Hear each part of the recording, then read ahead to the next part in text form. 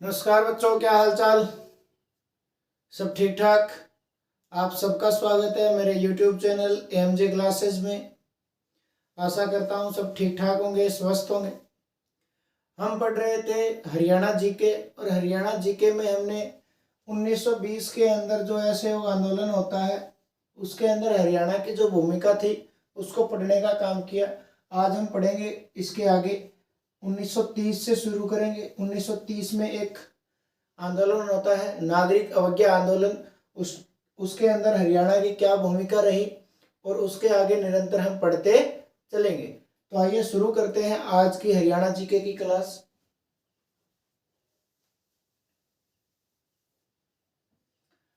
बात करते हैं 1930 ईस्वी की। 1930 ईस्वी के अंदर एक आंदोलन होता है नागरिक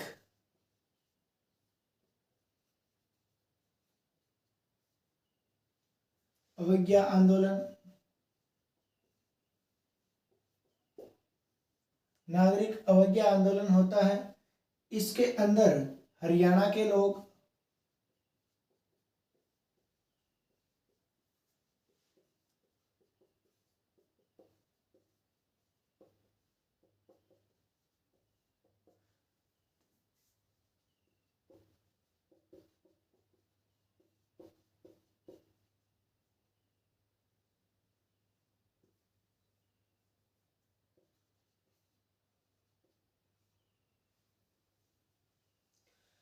उन्नीस सौ तीस ईस्वी के अंदर नागरिक अवज्ञा आंदोलन होता है। इसके अंदर हरियाणा के लोगों ने बढ़ चढ़कर भाग लिया। इसके अंदर कूद पड़े हरियाणा के लोग। अब बात करते हैं 5 मार्च 1931 ईस्वी की। 5 मार्च 1931 ईस्वी के दिन क्या होता है, यहाँ से 2 क्वेश्चन बनते हैं।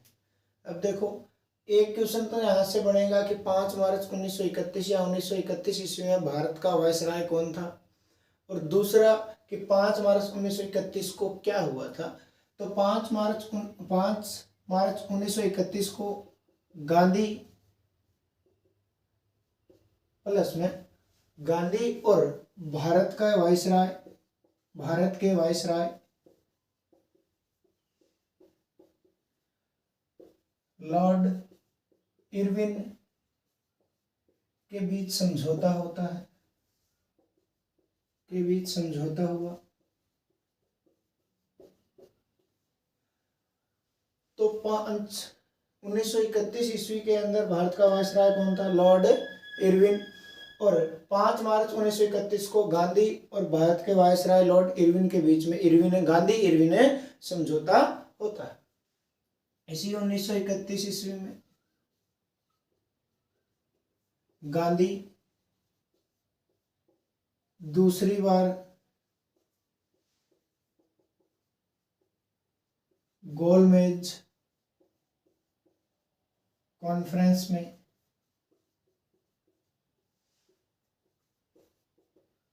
असफल रहे।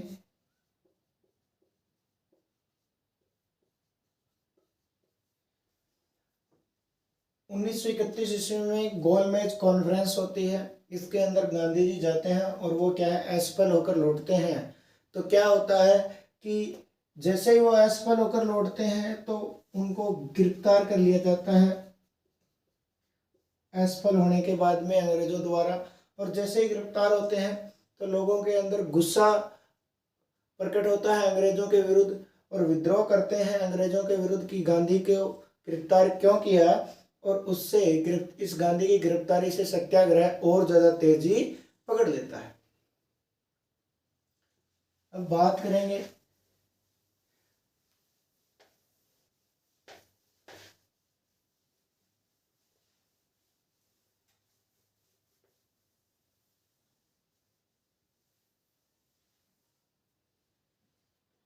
12 जनवरी 1932 की। 12 जनवरी 1932 में पंजाब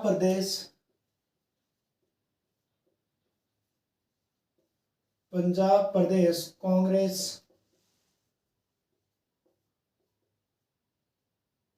कांग्रेस के आदेश पर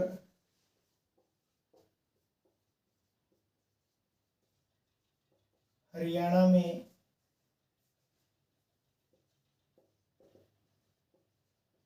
स्वतंत्रता दिवस मनाया गया।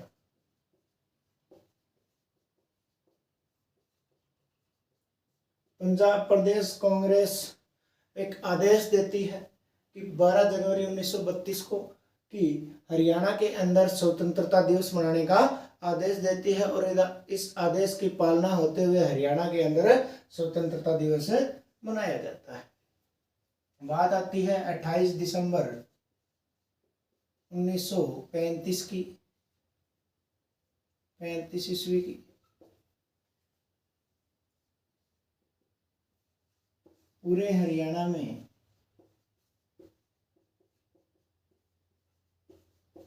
कांग्रेस स्वर्ण जयंती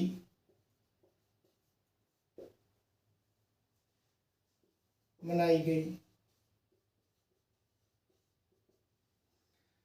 28 दिसंबर 1935 को पूरे हरियाणा के अंदर कांग्रेस स्वर्ण जयंती मनाई जाती है। आगे बात आती है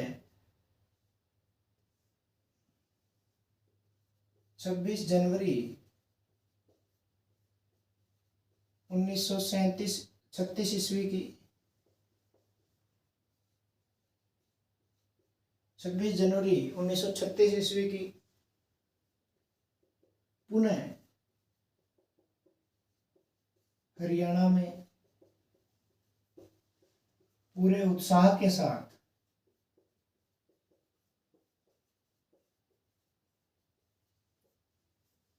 स्वतंत्रता दिवस मनाया गया।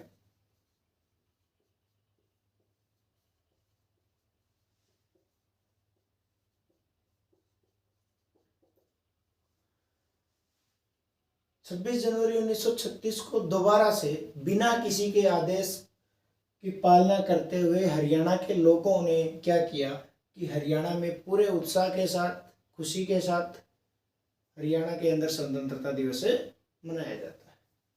अब बात आती है 1937 ईस्वी की। 1937 ईस्वी में क्या होता है? पंजाब प्रांतीय असेंबली के चुनाव।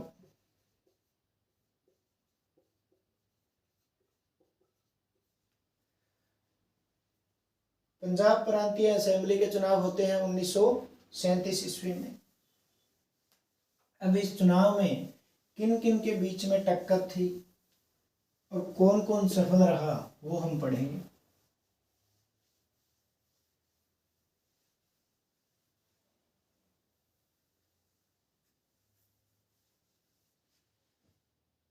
उन्नीस सौ सैंतीस के अंदर ये चुनाव थे, पंजाब प्रांतीय असेंबली के चुनाव। और इस चुनाव के अंदर एक तरफ थी कांग्रेस और दूसरी तरफ थी यूनियनिस्ट पार्टी। अब कांग्रेस के जो बड़े दिग्गज नेता थे वो चुनाव प्रचार के लिए हरियाणा के क्षेत्र में आए कि पंजाब हरियाणा का हिस्सा था। तो ये कांग्रेस के जो बड़े बड़े दिग्गज लोग थे वो प्रचार के लिए आए और इसी 1937 ईस्वी के चुनाव में जमींदारा लीग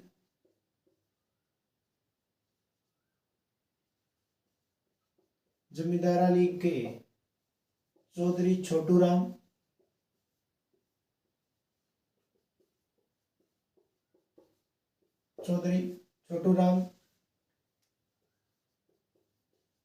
चौधरी टीकाराम, अब सबके नाम के आगे चौधरी लगेगा, चौधरी हेतराम, चौधरी सूरजमल, चौधरी राम स्वरूप, चौधरी सैफ अली, चौधरी यासीन खान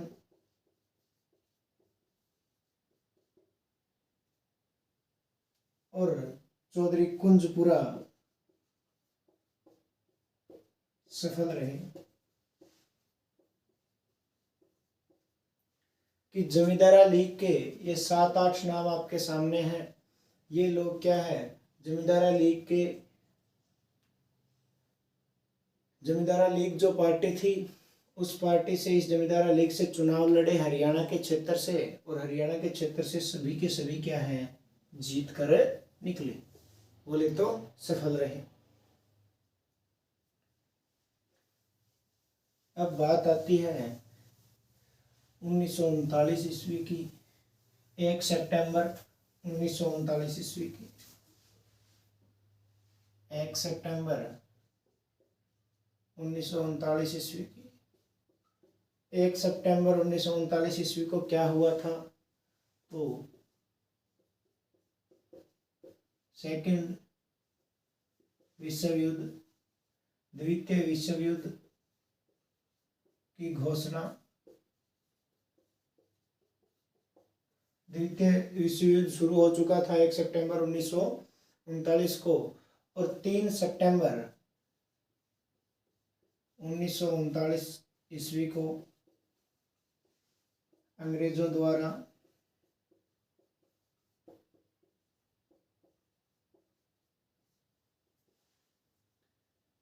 युद्ध में भारत की साझेदारी की, कि भारत की ओर से उस समय क्या था, 1947 को भारत आज़ाद होता है, उससे पहले तो अंग्रेजों का राज था। तो अंग्रेजों ने 3 सितंबर 1939 को क्या बोल दिया कि द्वितीय विश्व युद्ध के अंदर हम भी इन्वॉल्व होंगे, हम भी जुड़ेंगे, हम भी इस युद्ध को लड़ेंगे। तो द्वितीय विश्व युद्ध के लिए ये क्वेश्चन उठता है कि द्वितीय विश्व युद्ध में भारत की तरफ से साझेदारी किसने पेश की थी, तो वो की थी अंग्रेजों ने। या ऐसे पूछा जाता है कि भारत ने कब अपनी साझेदारी पेश की, तो 3 सितंबर 1939 को, युद्ध की घोषणा होने के 2 दिन बाद। आई बात समझ में। अब धीरे धीरे ये चलते रहते हैं, आंदोलन होते हैं, लड़ाइयाँ लड़ी जाती हैं, और 1947 को लाल किले के ऊपर भारत का ध्वज फहरा दिया जाता है और भारत 1947 को आज़ाद हो जाता है। अब हम हरियाणा जीके पढ़ रहे हैं, तो इतनी जो चीज़ें हमें हरियाणा जीके के नज़रिए से पढ़नी चाहिए थे हमने पढ़ ली। अब आगे का जो टॉपिक है वो हमारा है हरियाणा की राजनीति।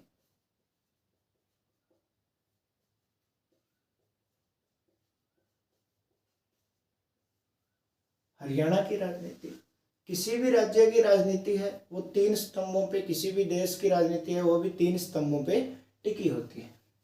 तो हरियाणा की राजनीति भी क्या है, 3 स्तंभों पे टिकी हुई है। पहला स्तंभ क्या है, दूसरा स्तंभ कौन सा होता है, और तीसरा स्तंभ कौन सा होता है। पहला स्तंभ होता है कार्यपालिका, दूसरा होता है संघीय विधानमंडल,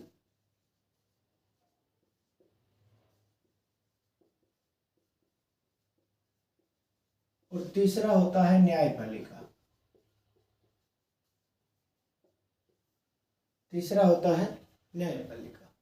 अब कार्यपालिका के अंदर क्या चीजें आती हैं, संघीय विधानमंडल के अंदर क्या चीजें आती हैं, और न्यायपालिका के अंदर क्या चीजें आती हैं, वो हम पढ़ेंगे नेक्स्ट क्लास में। तो नेक्स्ट क्लास के अंदर हम शुरुआत करेंगे हरियाणा की राजनीति से, कि हरियाणा की राजनीति किस तरह से चली, कब से हरियाणा के अंदर राजनीति हो रही है, और कब कार्यपालिका के अंदर कितने अंग होते हैं, संघीय विधानमंडल के अंदर कितने होते हैं, इसके अंदर कितने होते हैं।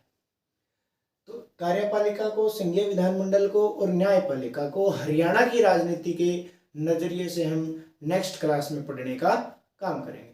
तो आज के लिए इतना ही, धन्यवाद।